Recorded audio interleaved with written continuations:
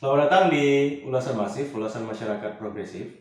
Teman-teman sekalian, untuk selanjutnya di channel kita akan rutin ya membahas atau mengulas buku-buku yang juga menjadi bahan rekomendasi dari kami untuk bahan referensi kita bersama, bahan referensi bacaan kita bersama, yang tentunya buku-buku tersebut telah kami baca terlebih dahulu dan selanjutnya kami ulas. Kami juga menerima saran dari kawan-kawan, masukan jika ada buku-buku yang cocok untuk diulas bersama di channel ini. Nanti komentar saja di kolom komentar. Selanjutnya kami akan cari bukunya dan kita akan ulas bersama di channel ini.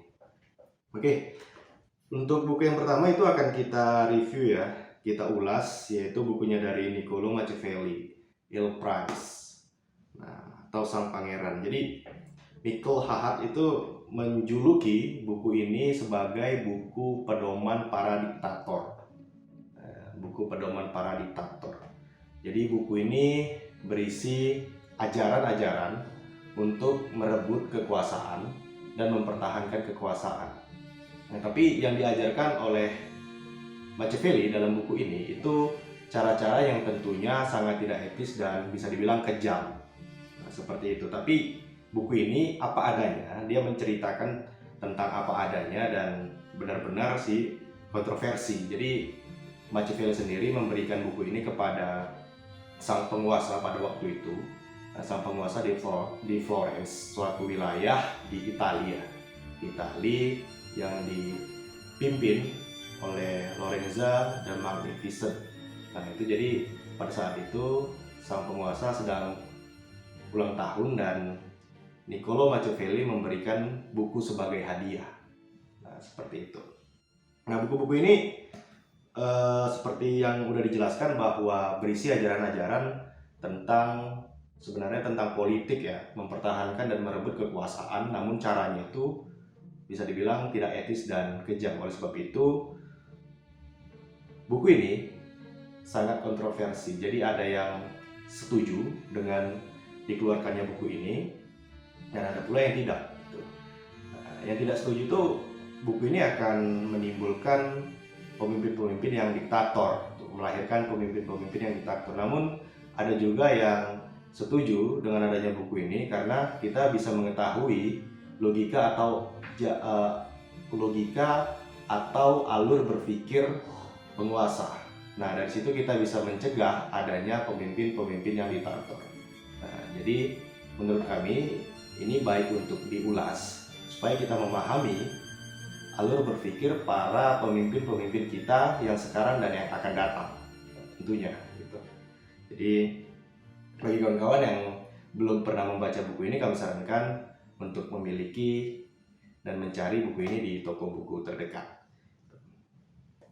Buku ini menarik untuk diulas ya kawan-kawan. Jadi Niccolo Machiavelli sendiri itu menulis di dalam buku ini dengan 26 topik pembahasan tuh. Topik pembahasan. Tentunya masih seputar mempertahankan dan merebut kekuasaan. Seperti itu. Jadi masih seputar itu dan ada 26 topik pembahasan. Jadi ada beberapa hal yang menarik juga. Misalnya terkait dengan kerajaan-kerajaan campuran. Jadi dalam pembahasan itu kerajaan-kerajaan campuran ini bahwa satu kerajaan itu direbut oleh kerajaan lain, sehingga yang memimpin kerajaan itu adalah bangsa lain. Di situ bercampur dia kerajaan itu kan. Seperti itu. Ketika satu kerajaan berhasil merebut kekuasaan di kerajaan lain, maka Machiavelli mengajarkan pertama bahwa jangan pernah si penguasa yang baru itu atau raja yang baru itu mengubah undang-undang yang ada di masyarakat, khususnya undang-undang perpajakan. Jangan pernah diubah undang-undang tersebut. Kemudian musnahkan sampai ke akar-akarnya raja yang lama beserta keturunannya dan pengikutnya. Jadi Machiavelli mengajarkan hal seperti itu. mengajarkan hal yang seperti itu. Nah, jadi ketika sudah dimusnahkan raja yang lama, maka beralihlah ke raja yang baru, dan masyarakat itu akan gampang berbaur dengan raja yang baru, akan gampang mengikuti raja yang baru apabila undang-undangnya juga yang lama itu juga tidak diganggu gugat, tidak diubah. Jadi ya biarkan mereka dengan hukumnya. Mungkin hukum yang telah dijalani itu mereka terima sebelumnya, dan itu jangan diubah, karena kalau misalnya diubah itu akan menimbulkan gejolak kembali dan sulit bagi raja yang baru atau penguasa yang baru untuk mempertahankan kekuasaannya jika terjadi hal seperti itu. Nah, jadi di situ poinnya.